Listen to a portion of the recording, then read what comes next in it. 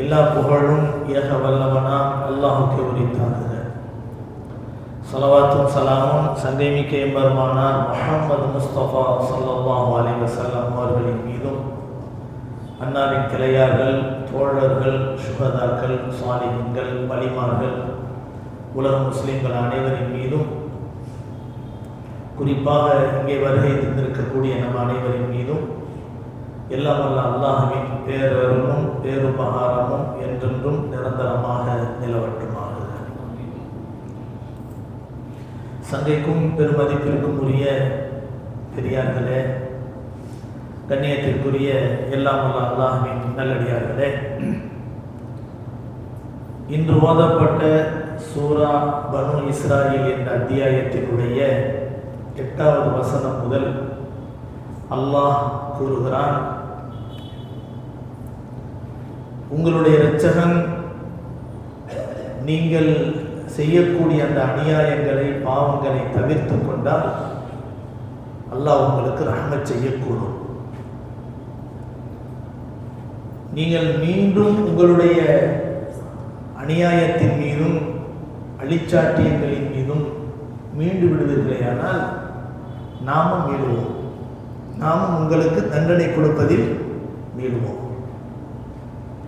நிச்சயமாக காஃபிர்களுக்கு நரகத்தை சிறையாக ஆக்கியிருக்கிறோம். நிச்சயமாக இந்த குர்ஆன் நேரிய பாதைக்கு வழிகாட்டக்கூடியது. மேலும் இந்த குர்ஆன் நல்ல அமல் செய்யக்கூடியவர்களுக்கு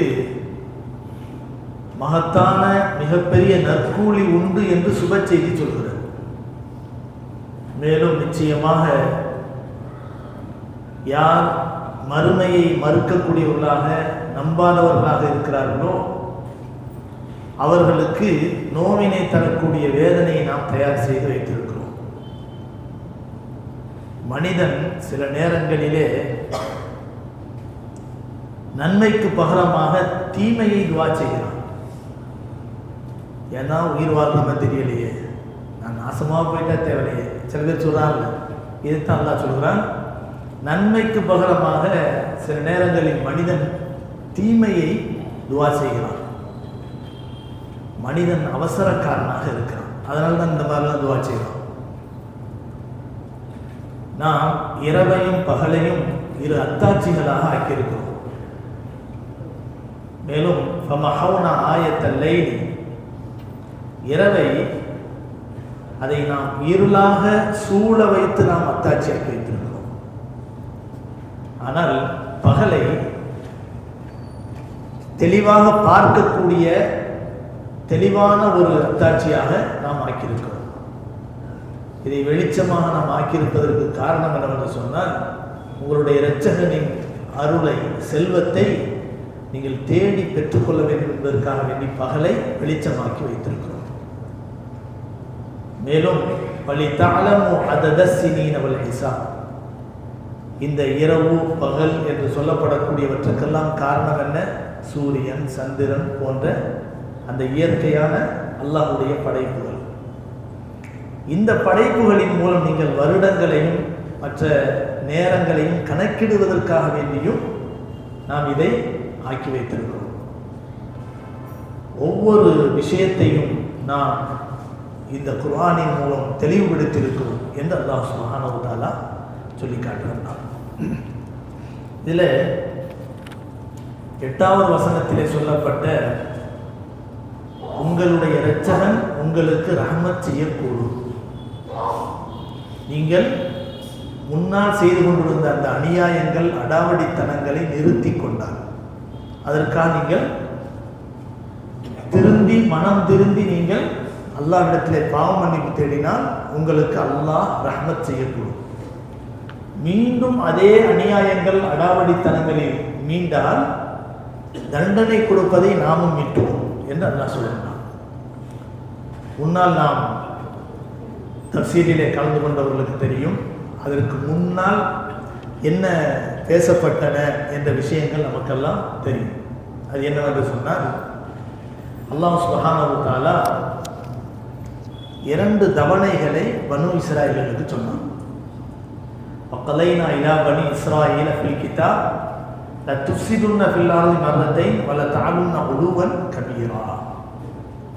நீங்கள் 2 முறை வரம்பு மீறுவீர்கள், உலகத்திலே குழப்பம் செய்வீர்கள். அந்த 2 முறையும் அல்லாஹ் தஆலா உங்களுடைய வரம்பு மீறலுக்கு பகரமாக என்ன செய்வான்? உங்களுக்கு தண்டனையை கொடுப்பான். உங்களை விட ஆற்றலால் உயர்ந்தவர்களை சாட்டி விடுவான் என்று அல்லாஹ் சொன்னான். பனு இஸ்ரவேலர்களுடைய திறமை, அழகு, அந்தஸ்து மிக அலாதியானது. அல்லாஹ் குர்ஆனில் எந்த கூட்டத்தையும் பார்த்து உலகத்திலேயே உலக மக்களிலேயே உங்களுக்கு சிறப்பான நியாமத்துகளை தந்திருக்கிறோம் என்று அல்லாஹ் யாரையும் சொல்லலை. பனு இஸ்ரவேலர்கள் பற்றி மட்டும்தான் அல்லாஹ் சொன்னான். யா பனி இஸ்ராயீல் அஸ்குரு நிஅமத்தி அல்லதி அன்அம்து அலைக்கும் வ அன்னி ஃபضلத்துக்கும் அலல் ஆலமீன். உங்களுக்கு நான் வழங்கிய அந்த நியாமத்துகளை நீங்கள் நினைத்து பாருங்கள், மேலும் அகிலத்தார் அனைவரை காட்டிலும் உங்களை சிறப்புப்படுத்தியிருக்கிறோம் என்று அல்லாஹ் சொல்றான். என்ன சிறப்பு? ஒன்று, இன்னைக்கு நம்ம தெரிஞ்சிருக்கக்கூடிய சிறப்பு என்னதுன்னா அறிவு. அவனை மாதிரி ஒரு பெரிய அறிவாளி வேற யாரும் கிடையாதுங்கிற அளவுக்கு பெரும் பெரும் படைப்பு, அதாவது உற்பத்திகளை அவர்கள் செய்கிறார்கள். மனிதனை இவ்வளவு பெரிய ஒரு சின்ன நாடு உலகத்தையே தன்னுடைய கைக்குள்ள வைத்து கொண்டிருக்கக்கூடிய அளவுக்கு அறிவு அவரிடத்தில் இருந்தது. ஆணைக்கும் அடிசருக்குன்ற மாதிரி இன்னைக்கு படாத பாடுபடுறோம், அது வேற விஷயம். அதான் அல்லாஹ் இருக்கிறாங்கிறதுக்கு அர்த்தம். அல்லாஹ் இருக்கிறாங்கிறதுனுடைய அர்த்தமே என்னன்னு சொன்னா, அவனை எல்லாருமே பிரமிப்போடு பார்த்து கொண்டிருந்த சமயத்துல என்னடா செய்யறது, வெளியே போக முடியலையேன்னு சொல்லிட்டு இப்ப திணறா பத்தியலா, இங்கே அல்லாஹ் இருக்கிறான், இங்கே அல்லாஹ் இருக்கிறான்.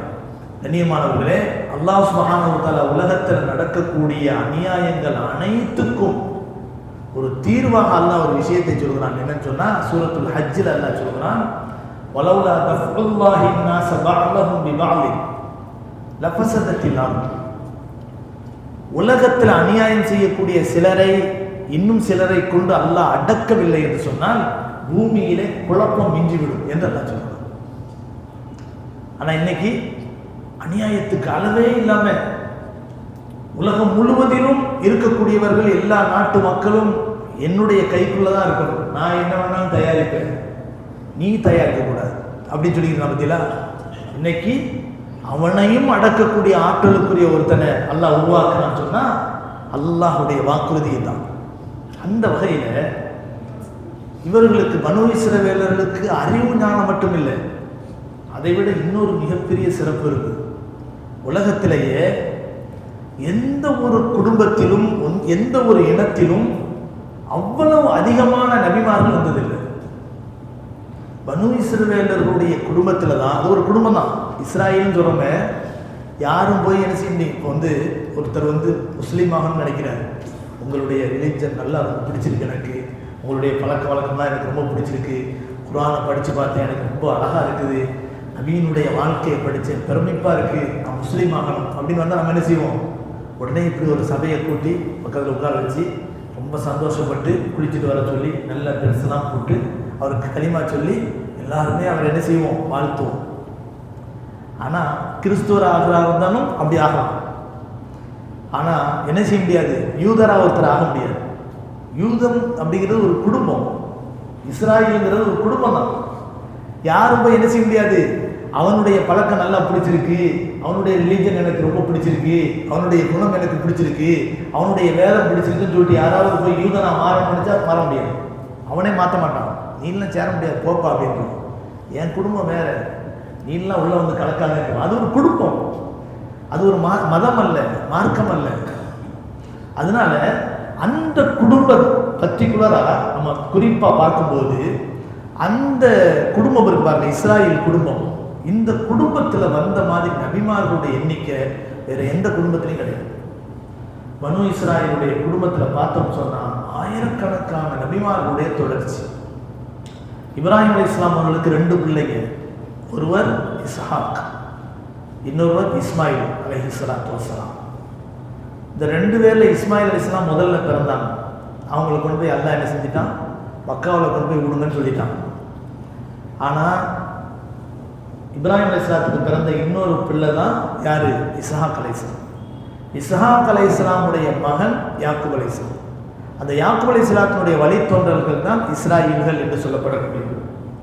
இந்த யாக்கூப் அலைஹிஸ்ஸலாத்துக்கு பிறகு பார்த்தீங்கன்னா யாக்கூப் அலைஹிஸ்ஸலாம் நபி, இப்ராஹிம் அலைஹிஸ்ஸலாம் நபி, இஸ்ஹாக் அலைஹிஸ்ஸலாம் நபி, யூசுப் அலைஹிஸ்ஸலாம் நபி. அதுக்கு பின்னால் நீங்கள் பார்த்தீங்கன்னா ஜக்கரியா அலைஹிஸ்ஸலாம், யஹ்யா அலைஹிஸ்ஸலாம், தாவூத் அலைஹிஸ்ஸலாம், சுலைமான் அலைஹிஸ்ஸலாம், ஈசா அலைஹிஸ்ஸலாம் எல்லாமே இஸ்ராயீல் வம்சத்தில் வந்தோம். குர்ஆனில் சொல்லப்பட்ட அந்த 25 நபிமார்கள் இருக்காங்க பார்த்தீங்களா, அந்த 25 நபிமார்கள்லேயே ஏகப்பட்டவர்கள் ஹாரூன் அலைஹிஸ்ஸலாம், மூசா அலைஹிஸ்ஸலாம், இவங்கெல்லாம் அல்யசா அலைஹிஸ்ஸலாம், இது எல்லாருமே இஸ்ராயீல் வம்சத்தில் வந்தோம். அப்படி பார்த்தா ஆயிரக்கணக்கான நபிமார்களுடைய தொடர்ச்சிக்கு சொந்தமான ஒரு அற்புதமான குடும்பம் என்பதுதான் இஸ்ராயேல் குடும்பம். இந்த அத்தியாயத்தினுடைய ஆரம்ப வசனத்தில் பேசும்போது பைத்துல் முகத்தஸை சுற்றிலும் நாம் பரக்கத் செய்திருக்கிறோம் நல்லா சொல்றான்ல. இந்த பரக்கத் செய்திருக்கிறோம்ன்றது அந்த பரக்கத்துக்கு அர்த்தம் என்ன? கனிவளங்கள், அதே போல செல்வங்கள், செழிப்புகள். இது மட்டும் இல்லை, நபிமார்கள், நிறைய நபிமார்கள் நடந்து திரிந்த அற்புதமான ஒரு பரக்கத்தான இடம் அந்த இடம். இன்னைக்கு நம்ம போன வாரம் நம்ம சொன்னோம், அதாவது நபிமார்கள் அந்த பலஸ்தீன் பகுதியில் அந்த ஷாம் சொல்லுவாங்க அந்த காலத்தில், இப்போதான் துண்டு பிரிஞ்சு போச்சு. ஷாம்ங்கிறது இன்னைக்கு இருக்கக்கூடிய சிரியா, பலஸ்தீன், ஜோர்டான், இது எல்லாமே இணைஞ்சது அது ஷாம் சொல்லப்படும்.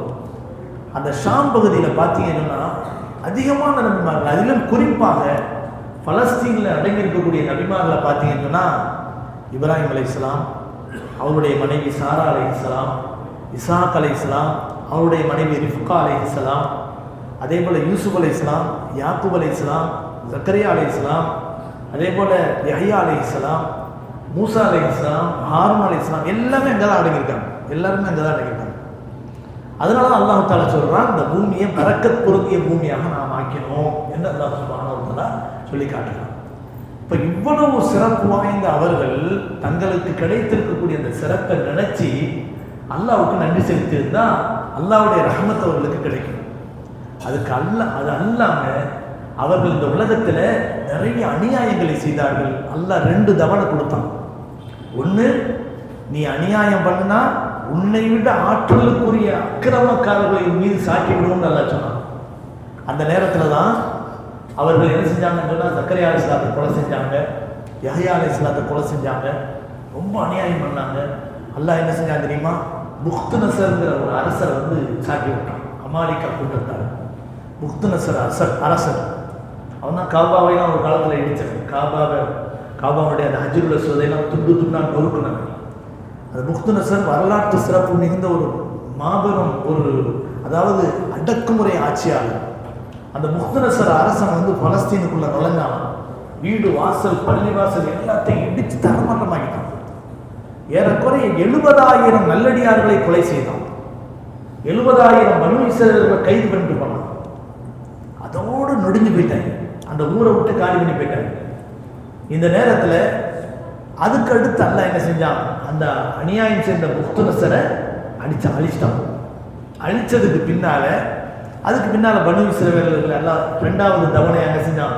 இன்னும் அவர்களை கொஞ்சம் ஆற்றலுக்குரியவர்களாக, பலம் மிகுந்தவர்களாக அப்படியே கொஞ்சம் கொஞ்சம் உயர வச்சான்.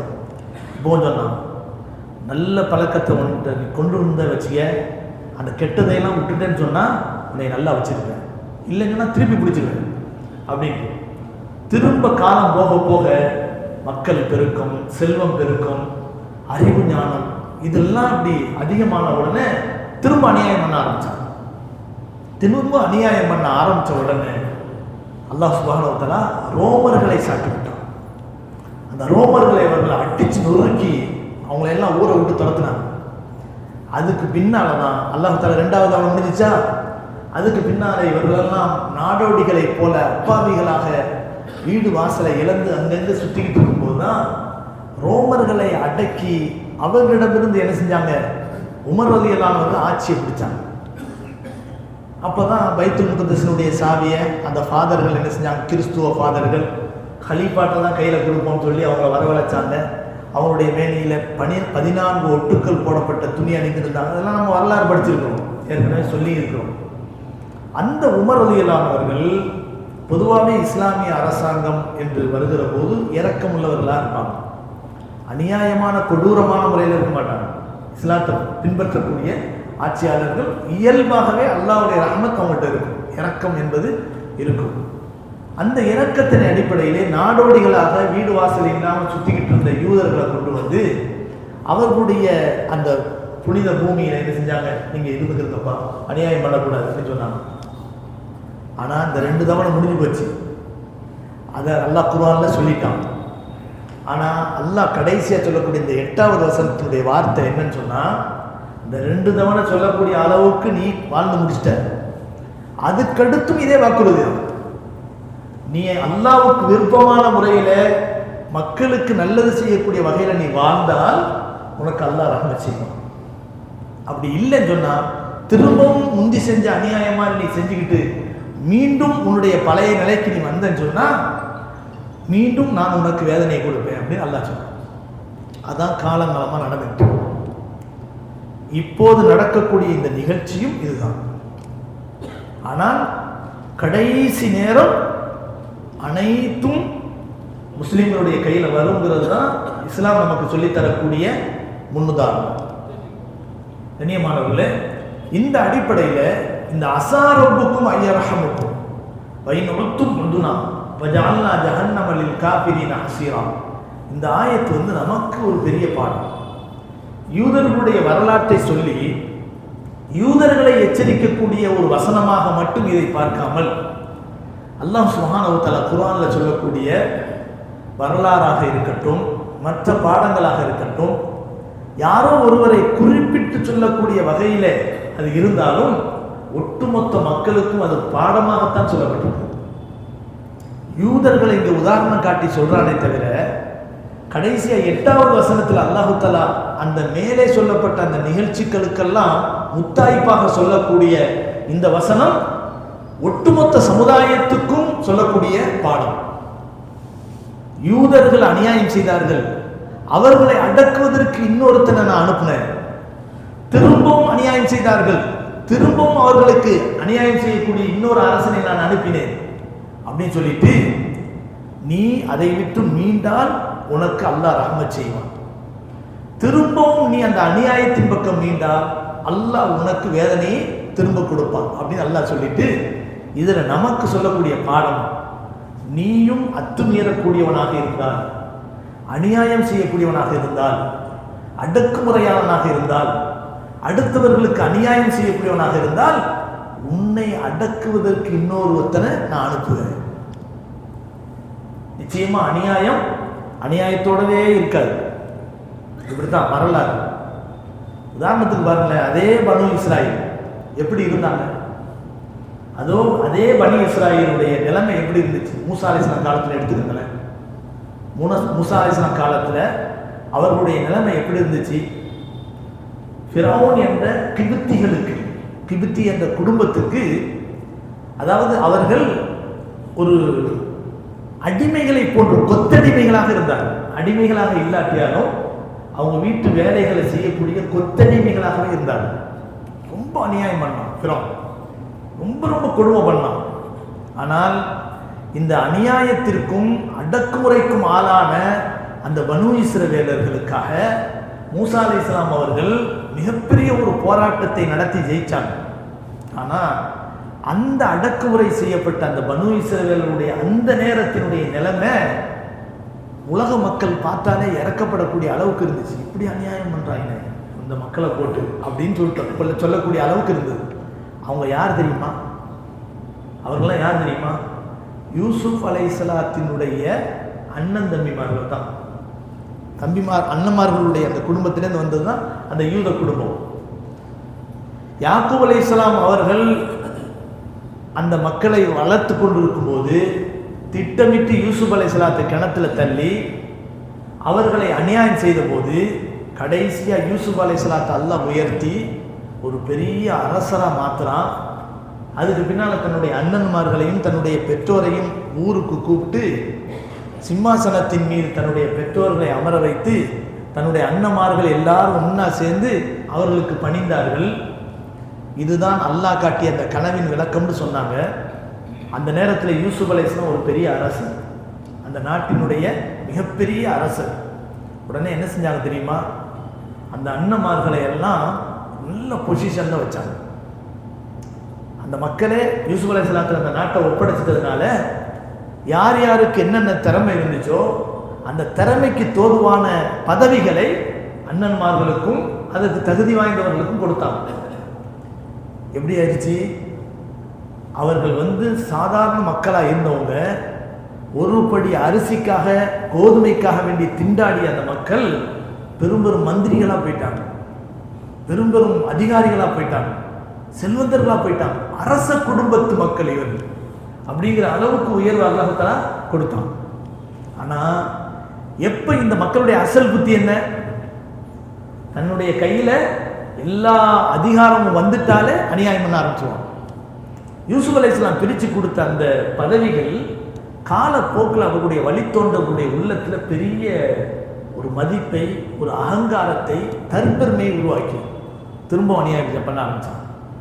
யூசுப் அலைஹிஸ்ஸலாத்தை எப்படி கிணத்துல தள்ளினாங்களோ அதே மாதிரியான அநியாயத்தை பண்ண ஆரம்பித்தாங்க. அப்போ தான் அல்லாஹ் சுப்ஹானஹு வ தஆலா ஃபிரௌன் அனுப்பினான்.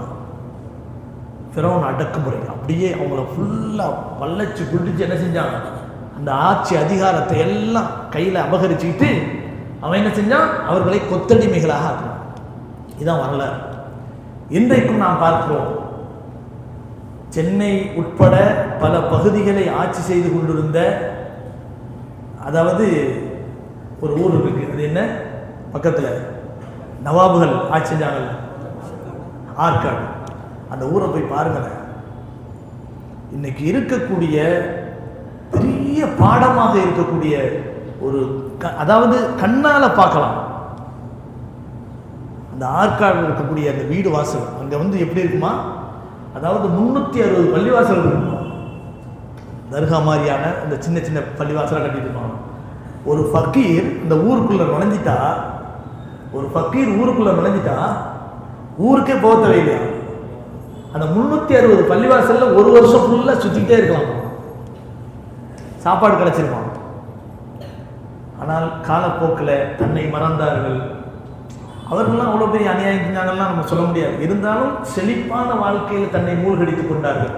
கடைசியாக அந்த வம்சமே என்னாச்சு இன்னைக்கு பாருங்க. அவர்கள் ஆண்ட அந்த நிலப்பரப்புகள் இன்னைக்கு வழித்தோன்றர்களால் சண்டையிடப்படுகின்றன. இன்னைக்கு ஆற்காட்டில் போய் பார்த்தா தலை முட்டும் அந்த மாதிரியான வீடுகளில் வாசலில் உட்காந்து ஒருத்தர் வீடு பிடிச்சிட்டு உட்காந்துருக்காரு. அந்த இடமெல்லாம் கேட்பாரட்டு கிடக்கக்கூடிய ஒரு சூழ்நிலைக்கு ஆயிடுச்சு. இந்த மாதிரி நம்ம முகலாயர்கள் ஆட்சி செஞ்ச பகுதி இதெல்லாம் நம்ம பார்த்தோம்னு சொன்னால் எப்பேற்பட்ட ஒரு ராஜாங்கம், ஒரு மிகப்பெரிய ஒரு அரசாங்கங்களை நடத்தி கொண்டிருந்தார்கள். இதுதான் உலகம். உலகத்தில் எல்லாருமே பதவிகளோடும் பவிசுகளோடும் பேரானந்தங்களோடும் நிரந்தரமாக இருக்க முடியாது, இருக்கலாம்னு சொல்ல முடியாது. ஆனால் அதே சமயத்தில் நமக்கு கிடைத்திருக்கக்கூடிய அந்த செல்வங்களையும் செல்வாக்குகளையும் அல்லாஹ்வுக்கு பிடித்தமான முறையில் நம்ம பயன்படுத்தணும்னு சொன்னால் நம்ம வழித்தோன்றர்கள் கொஞ்ச நாளாவது நல்லா இருப்பாங்க. இர்ஹமு மன் ஃபில் அர்த் யர்ஹமுக்கும் மன் ஃபிஸ் ஸமா. நபிகள் நாயகம் ஸல்லல்லாஹு அலைஹி வஸல்லம் சொன்னார், இந்த பூமியில் உள்ளவர்கள் மீது நீங்கள் இரக்கம் காட்டுங்கள், அல்லாஹ் உங்கள் மீது இரக்கம் காட்டுவான் என்று நபிகள் நாயகம் ஸல்லல்லாஹு அலைஹி வஸல்லம் சொல்லி காட்டினார். கண்ணியமானவர்களே, இதைத்தான் பனு இஸ்ரவேலர்களுடைய வரலாற்றின் ஒரு பகுதியை அல்லாஹ் கூறி ஒரு பொத்தாம்பொதுவான ஒரு நியதியை அல்லாஹ் நமக்கு சொல்லி காட்டுகிறான். நீங்கள் அநியாயங்களை விட்டுவிட்டால் அல்லாஹ் உங்களுக்கு ரஹ்மத் செய்யக்கூடும். நீங்க திரும்ப அநியாயம் செய்ய ஆரம்பிச்சீங்கன்னா நாமும் உங்களை பிடித்து விடுவோம், தண்டனை கொடுப்போம். உங்களை விட மிகப்பெரிய ஆற்றலால் அதிகமானவர்களை உங்கள் மீது சாட்டி விடுவோம் என்று அல்லாஹ் சுப்ஹானஹு வ தஆலா நமக்கு சொல்லி காட்டுகிறான். அல்லாஹ்வுடைய ரஹ்மத் மகத்தானது. அல்லாஹ்வுக்கு பிடித்தமான பண்பும் ரஹ்மத் தான். அல்லாஹ்வுடைய ரஹ்மத்துக்கு ஈக்குவலான, அதற்கு ஈடான ஒரு பெரிய பாக்கியம் வேற எதுவுமே கிடையாது. நாமெல்லாம் இன்னைக்கு ஈமான்தாரிகளா உட்கார்ந்துருக்கோம், அல்லாஹ்வுடைய ரஹ்மத். நமக்கு அல்லாஹ் ஈமான கொடுத்தது அவனுடைய ரஹ்மத். அவனுடைய ரஹ்மத் இல்லாமல் இந்த புனிதமான பள்ளிவாசல்ல உட்காரக்கூடிய பாக்கியத்தை அல்லாஹ் யாருக்கு கொடுக்கல.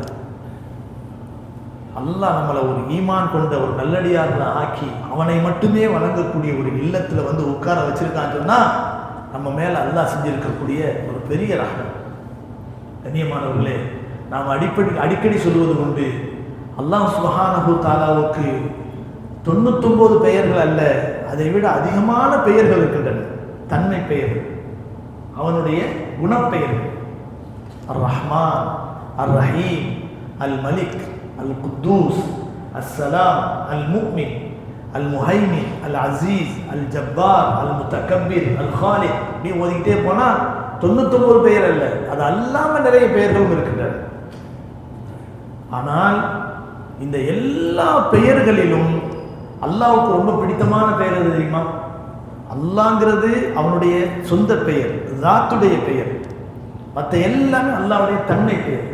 அந்த தன்மை பெயர்களிலே அல்லாஹ்வுக்கு ரொம்ப பிடித்தமானது அர் ரஹ்மான், அர் ரஹீம். காரணம் என்ன தெரியுமா? அல்லாஹ்வுடைய ரஹ்மத்தை குறிக்கக்கூடிய வார்த்தை. அவன் ரஹ்மத்தானவன், அளவற்ற அருளாளன், நிகரற்ற அன்பாளன், இரக்கம் உள்ளவன், ரஹ்மத்தானவன் அப்படின்னு சொல்லுவதின் காரணத்தினால்தான் அல்லாஹ் மனிதர்கள் மீது மட்டுமல்ல, இந்த உலக மக்கள், உலகத்தினுடைய உயிரினங்கள் அனைத்தின் மீதும் ரஹ்மத்தானவன். அல்லாஹ்வுடைய ரஹ்மத்துக்கு ஒரு பெரிய எடுத்துக்காட்டுன்னு சொன்னா, அறுக்கப்படக்கூடிய பிராணி தான் மாடு, ஆடு, இந்த மாதிரியான பிராணிகள். அல்லாஹ் தஆலா மனித தேவைகளுக்காக வேண்டி தான் அதை படைச்சு வச்சிருக்கான். ஆனால் அதையும் கூட அறுக்கும்போது கூர்மையாக கத்தியை தீட்டி கொண்டு ஒரே அறுப்பில் அருங்கள் அல்லாஹ் சொல்றார். மொட்டை கத்தியை கொண்டு அதை அறுத்து சித்திரவதை செய்யாதீர்கள் என்று நபிகள் நாயகம் ஸல்லல்லாஹு அலைஹி வஸல்லம் சொல்கிறார்கள் என்றால் இது அல்லாஹ்வுடைய ரஹ்மத்தின் அடையாளம். அந்த வாயில்லா ஜீவன்களின் மீதும் அல்லாஹ்வுடைய ரஹ்மத் இருக்கிறது. அதையும் அல்லாஹ் ரஹ்மத்தோடு பார்க்கலாம். அது என்னுடைய படைப்பு. நம்மளை பொறுத்த வரைக்கும் நான் மனித இனம் அப்படி நினைப்போம். அல்லாஹ்வை பொறுத்த வரைக்கும் உலகத்தினுடைய அத்தனை படைப்புகளும் அல்லாஹ்வுடைய குடும்பம். அல் ஹல்கு இயாலுல்லாஹ் என்று சொல்வாங்க. அல் ஹல்கு இயாலுல்லாஹ், ஒட்டுமொத்த இந்த இறைவனுடைய படைப்பும் இறைவனுடைய குடும்பம். கண்ணியமானவர்களே, அதனால தான் ஒரு நபிகள் நாயகம் ஸல்லல்லாஹு அலைஹி வஸல்லம் அவர்கள் போருக்கு போகும்போது என்ன செய்வாங்கன்னு சொன்னால், மக்களுக்கு உபதேசம் பண்ணும்போது பெண்களை கொல்லாதீர்கள், புதியவர்களை கொலை செய்யாதீர்கள், ஒரு மாற்று மதத்தினுடைய வழிபாட்டு தலங்களிலே பூசாரிகளாக இருக்கக்கூடிய அந்த அவர்களையும் நீங்கள் கொலை செய்யாதீர்கள், மேலும் மக்களுக்கு பயன் தரக்கூடிய அந்த அந்த வயல்வெளிகளை கொளுத்தாதீர்கள், பச்சை மரங்களை கொளுத்தாதீர்கள், வெட்டாதீர்கள், தீக்கிரையாக்காதீர்கள். இது மட்டுமல்ல, நபிகள் நாயகம் ஸல்லல்லாஹு அலைஹி வஸல்லம் சொல்லக்கூடியது, எறும்பு புற்றுகளை தீயிலிட்டு பொசுக்கினாலும் நபி அவர்கள் கொலை செய்தார்கள். என்ன செஞ்சாங்க? கோபப்பட்டாங்க. எறும்பு புற்று அது தீயினால் பொசுக்கப்பட்டாலும் நபி அவர்கள் என்ன செஞ்சாங்க? தீயினால் வேதனை செய்யக்கூடிய தகுதி அல்லாஹ் ஒருத்தனுக்கு தான் இருக்கு, ஏன் இந்த தீயினால் அதை கொளுத்துனீங்க அப்படின்னு கேட்பாங்க. படைப்பினங்களின் மீது அவ்வளவு ஒரு பரிவு. கண்மணி நாயகம் ஸல்லல்லாஹு அலைஹி வஸல்லம் அவர்கள் வர்ற வழியில சஹாபாக்கள் ஒரு 3 பேர் நின்று வாகனத்தில் எதிரும் புதிருமா போறாங்க. போகும்போது நின்று பேசியிருக்காங்க. எப்படிங்க, நல்லா இருக்கீங்களா? எல்லாருமே ஒட்டகத்தில், குதிரையில், கழுதையில் உட்கார்ந்துருக்கிறாங்க. உட்கார்ந்துருக்கும்போது பேசியிருந்த உடனே நபி ஸல்லல்லாஹு அலைஹி வஸல்லம் என்ன பார்த்தாங்க தெரியுமா? வாகனம் என்பது பயணம் செய்வதற்கு. நீங்கள் பேசுவதாக இருந்தால் இறங்கி நின்று பேசுங்கள். நீங்கள் அமர்ந்து கொண்டு பேசக்கூடிய மிம்பர் மேடைகளாக உங்களுடைய வாகனங்களை ஆக்கிக் கொள்ளாதீர்கள் என்று நபிகள் நாயகம் ஸல்லல்லாஹு அலைஹி வஸல்லம் சொன்னார். எவ்வளவு சின்ன விஷயம், அந்த வாகனம் பேசுமா? ஆனால் அப்படி இருந்தும் கண்மணி நாயகம் ரசூலுல்லாஹி ஸல்லல்லாஹு அலைஹி வஸல்லம் அவர்கள் அந்த உயிரினங்கள், அந்த வாகனங்களினுடைய மன உணர்வுகளுக்கும் மதிப்பு கொடுத்து என்ன செய்கிறார்கள் சொன்னால், நீங்கள் இது மேலே உட்கார்ந்து பேசாதீங்க, அது அவங்களுக்கு கஷ்டமாக இருக்கும், அது பாரமாக இருக்கும் என்று சொல்கிறார்கள் என்று சொன்னால் இதான் ரஹ்மத். அல்லாஹ் இந்த மக்களை நேர்வழிப்படுத்துறதுக்காக வேண்டி எதையெல்லாம் தேர்ந்தெடுத்து கொண்டானோ அது எல்லாத்துக்குமே ரஹ்மத்துன்னு அல்லாஹ் பேர் வைக்கிறான். எல்லாத்துக்குமே ரஹ்மத்துன்னு அல்லாஹ் பேர் வைக்கிறான். அல்லாஹ்வுடைய அருள் அப்படின்னு பேர் வைக்கிறான். பாருங்க, குர்ஆனை பற்றி பேசும்போது அல்லாஹ் குர்ஆனை என்ன சொல்கிறான்? ரஹ்மத்துன்னு சொல்லலாம். யா அய்யுஹன் நாஸ், மனிதர்களே, கத் ஜாஅத்கும் மௌஇலத்தும் மிர் ரப்பிக்கும் வ ஷிஃபாஉன் லிமா ஃபிஸ் ஸுதூர் வ ஹுதவ் வ ரஹ்மத்துல் லில் முஃமினீன். சுப்ஹானல்லாஹ். அல்லாஹ் எப்படி சொல்றான்? யா அய்யுஹன்னாஸ், மனிதர்களே. குர்ஆனை பற்றி சொல்லும்போது மட்டும் அல்லாஹ் என்ன செய்யறான்னா யா அய்யுஹல்லதீன ஆமனூன்னு சொல்ல, ஒட்டுமொத்த மனித இனத்துக்கும் உண்டான வழிகாட்டலுக்குரிய ஒரு ஏடுதான் குர்ஆன் என்பது. அதனால மூமின்களுக்கு மட்டும் சொந்தமானதெல்லாம் கிடையாது. யா அய்யுஹன்னாஸ், மனிதர்களே, கத் ஜாஅத்கும் மௌஇலத்தும் மிர் ரப்பிக்கும், உங்களுடைய இரட்சகரிடமிருந்து அழகான உபதேசம் வந்திருக்கிறது. வஷிஃபாஉல் லிமா ஃபிஸ் சுதூர், உள்ளங்களின் நோய்களாகிய கெட்ட குணங்கள் போன்ற அசூசைகளை போக்கக்கூடிய அழகான நிவாரணம் இந்த குர்ஆன்.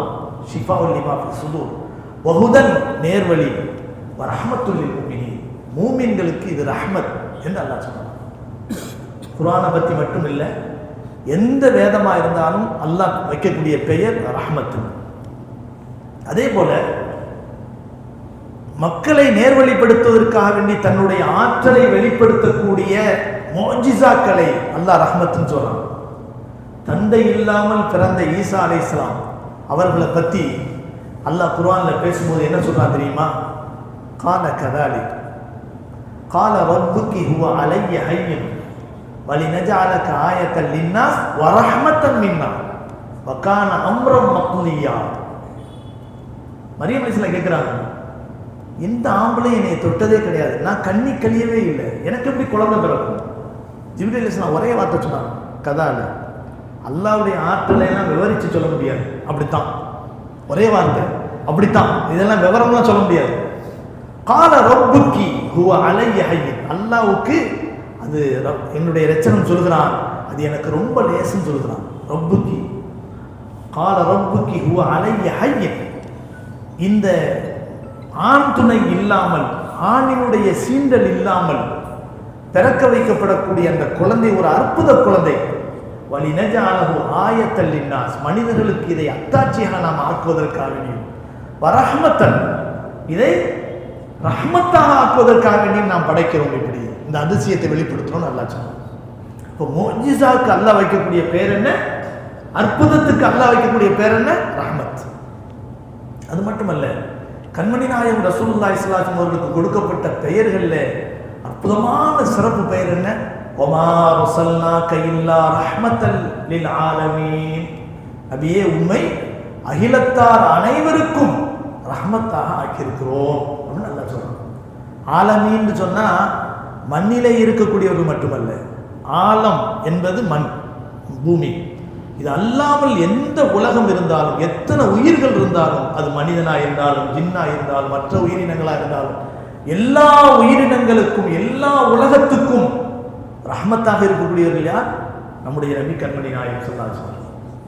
அது மட்டுமல்ல, நபிகள் நாயகம் ஸல்லல்லாஹு அலைஹி வஸல்லம் அவர்களுக்கு அடுத்தபடியாக, நபிமார்களுக்கு அடுத்தபடியாக முதல் தகுதி வாய்ந்த மாமனிதர் யார்? நபிமார்களுக்கு அடுத்த அந்தஸ்தில் இருக்கக்கூடிய முதல் தரத்தில் இருக்கக்கூடிய மனிதர் யார்? சஹாபாக்கள். சஹாபாக்களே முதல் தரத்தில் இருக்கக்கூடியவர் யார்? நம்ம எல்லாருக்கும் தெரியும், அபூபக்கர் நாயகம் ரலியல்லாஹு அன்ஹு. எல்லாருக்கும் தெரியும்ல, அபூபக்கர் ரலியல்லாஹு அன்ஹு ஈஸியா சொல்லிடுவோம். அந்த அபூபக்கருக்கு நபி அவர்கள் கொடுக்கக்கூடிய பேர் என்ன தெரியுமா? அர்ஹமு உம்மதி பி உம்மதி அபூபக்கர். என்னுடைய உம்மத்திலேயே என்னுடைய உம்மத்தின் மீது ரொம்ப ரஹ்மத்தானவர்கள் அபூபக்கராக இருக்கிறார்கள். அதனாலதான் உமர் ரலியல்லாஹு அன்ஹு அவர்கள் எவ்வளவு மோசமான குணத்துக்கு உரித்தானவர்கள். இந்த உலகத்துல நபியை கொலை செய்யறதுக்கு நான் தயார்னு சொல்லி வாளை உருவின ஒரே மனிதர் உமர். ஆனா அவ்வளவு கொடுமையான உள்ளத்துக்கு சொந்தக்காரர் உமர் எப்ப இஸ்லாத்துக்கு வந்துட்டாங்களோ அவருடைய உள்ளமெல்லாம் ரஹ்மத்தில் நிரம்பி வழிந்தது. அதான் ரஹ்மத். ஈமான்தாரிகளுக்கு இயல்பாகவே ரஹ்மத் இருக்கும், இரக்கம் இருக்கும் அப்படின்னு சொல்ல பாருங்க. எந்த ஒரு, அதாவது கிறிஸ்துவர்களுடைய ஆலயங்களுக்கு முன்பாகவும் இவ்வளவு ஏழைகள் நிற்பதில்லை, கோவில்களுக்கு முன்பாகவும் இவ்வளவு ஏழைகள் நிற்பதில்லை, இஸ்லாமிய மக்களுடைய பள்ளிவாசலுக்கு முன்னால் தான் இவ்வளவு ஏழைகள் நிற்கிறார்கள் என்று சொன்னால் காரணம் என்னன்னு சொன்னால், இயல்பாகவே முஸ்லிம்கள் அதிகம் கொடுத்து உதவக்கூடிய ஒரு தன்மையை நபியவர்கள் உருவாக்கினார்கள். இந்த இஸ்லாம் உருவாக்கியது. இந்த இஸ்லாம் என்றாலே சாந்தியை உண்டாக்கக்கூடிய மார்க்கம் அப்படின்னு தான் அர்த்தம். அதனால இரக்கத்தின் மறு உருவம் அப்படின்னு இந்த இஸ்லாமிய மார்க்கத்துக்கு பெயர் சொல்லலாம். அப்படிப்பட்ட ஒரு இரக்கம், ரஹ்மத் என்று சொல்லக்கூடிய இந்த பெயரை, இந்த வார்த்தையை உள்ளடக்கியதுதான் ரஹ்மான் என்ற வார்த்தையும் ரஹீம் என்ற வார்த்தையும். அதனாலதான் நபிகள் நாயகம் ஸல்லல்லாஹு அலைஹி சொன்னார்கள், அல்லாஹ்வுக்கு பிடித்தமான 2 திருநாமங்கள் அப்துல்லா, அப்துர் ரஹ்மான் என்று சொன்னார்கள். அப்துல்லாங்கிறது அல்லாஹுடைய அந்த சொந்த பெயரோடு இணைக்கப்பட்ட அல்லாஹுடைய அடிமை என்று பெயர். அப்துர் ரஹ்மான் என்றால் இருக்கக்கூடிய தன்மை பெயர்களிலேயே அல்லாஹ்வுக்கு ரொம்ப பிடித்தமான பெயர் ரஹ்மான் என்பது. அதனால அப்துர் ரஹ்மான், ரஹ்மான் ஆகிய அளவற்ற அருளாளனாகிய அல்லாஹ்வுக்கு அடிமை அப்படின்னு அர்த்தம். அது மட்டும் இல்லை, உலகத்தில் நம்ம எந்த வேலையை செஞ்சாலும் அதை நம்ம ஆரம்பிக்கும் போது நம்ம சொல்ல வேண்டிய வார்த்தை என்ன? பிஸ்மில்லாஹிர் ரஹ்மானிர் ரஹீம். அல்லாஹ் சுப்ஹானஹு வ தஆலா எத்தனையோ நூற்றுக்கணக்கான திருநாமங்கள் அல்லாஹ்வுக்கு தன்மை பெயர்களாக இருந்தாலும் இந்த எந்த ஒரு காரியத்தை ஆரம்பிக்கின்ற போதும் நாம் உச்சரிக்கக்கூடிய இந்த அற்புதமான இந்த புனித மொழி இருக்கு பாருங்க, பிஸ்மில்லாஹிர் ரஹ்மானிர் ரஹீம் வார்த்தை, வாக்கியம். இந்த வாக்கியத்தில் அல்லாஹ் அமைக்க ஆசைப்பட்ட திருநாமங்கள் 2, ஒன்று ரஹ்மான், இன்னொன்று ரஹீம். அளவற்ற அருளாளனும் நிகழ்த்த அன்பானையும் ஆகிய அல்லாஹ்வின் திருநாமத்தை கொண்டு ஆரம்பிக்கிறேன். அந்த திருநாமத்தை கொண்டு ஆரம்பிக்கக்கூடிய செயல் எந்த செயலா வேண்டுமானால் இருக்கலாம், ஹலாலான நல்ல செயல். ஆனால் அல்லாஹ் தேர்ந்தெடுத்துக் கொண்ட திருநாமம் எது? ரஹ்மான் ரஹீம் என்பது. ரஹ்மான் என்றால் கூடுதலான எழுத்துக்கள் உள்ளது, ரஹீம் என்றால் குறைவான எழுத்துக்கள் உள்ளது. ரஹ்மான்ல 5 எழுத்து இருக்கு, ரஹீம்ல 4 எழுத்து இருக்கு. இந்த ரஹ்மான் ரஹீமை விட மிக சிறந்த பேர். நபி அவர்களுக்கு ரஹ்மான்னு சொல்ல முடியாது, ஆனா நபி அவர்களுக்கு ரஹீம்னு சொல்லணும். லக்கத் ஜாஅக்கும் ரசூலும் மின் அன்ஃபுசிக்கும் அஸீஸுன் அலை மா அனித்தும் ஹரீஸுன் அலைக்கும் பில் முஃமினீன ரഊஃபுர் ரஹீம். நபி அவர்களை பத்தி அல்லாஹ் என்ன சொல்றான்? ரഊஃப், ரொம்ப பிரியமானவர்கள், ரஹீம், ரொம்ப இரக்கமானவர்கள். ஆனா எந்த இடத்திலையும் நம்ம நபிக்கு ரஹ்மான் சொல்ல முடியாது. ரஹ்மான் என்பது அல்லாஹ்வுக்கு பிடித்தமான, அல்லாஹ்வுக்கு மட்டுமே சொந்தமான பெயர்.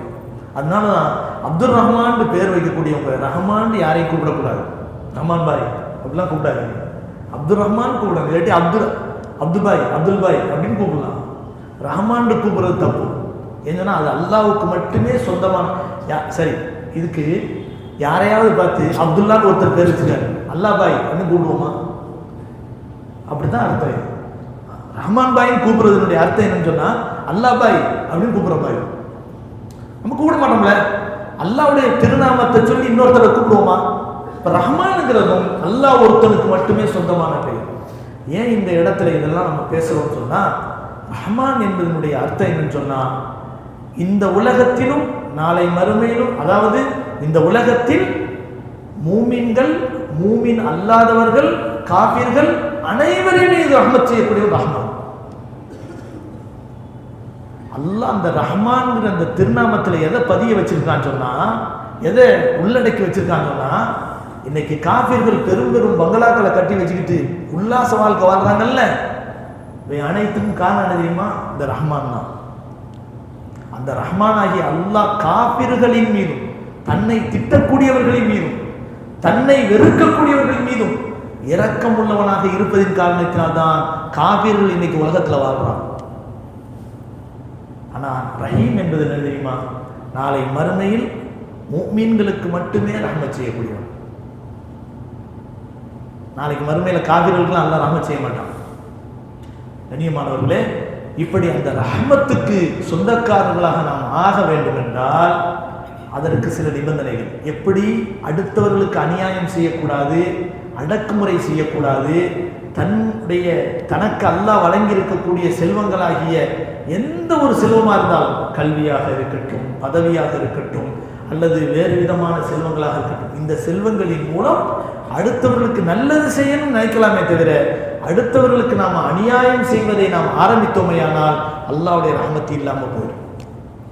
ஆனால் அடுத்தவர்களுக்கு இந்த எனக்கு கிடைத்த அந்த செல்வத்தின் மூலம் அடுத்தவர்களுக்கு ஏதோ ஒரு வகையில் நான் உதவி செய்யணும்னு நினைச்சோம் சொன்னா நம்மிடத்தில் இருக்கக்கூடிய செல்வமும் அல்லாஹ் நிரந்தரமாக ஆக்கி தருவான், அல்லாஹ்வுடைய ரஹ்மத்தும் நிச்சயமா நமக்கு கிடைக்கும். இதைத்தான் இங்கே அல்லாஹ் குறிப்பிடுறான்.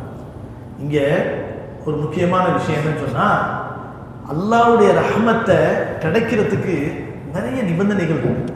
இது இருந்தால் இந்த அல்லாஹ்வுடைய ரஹ்மத்து கிடைக்கும்.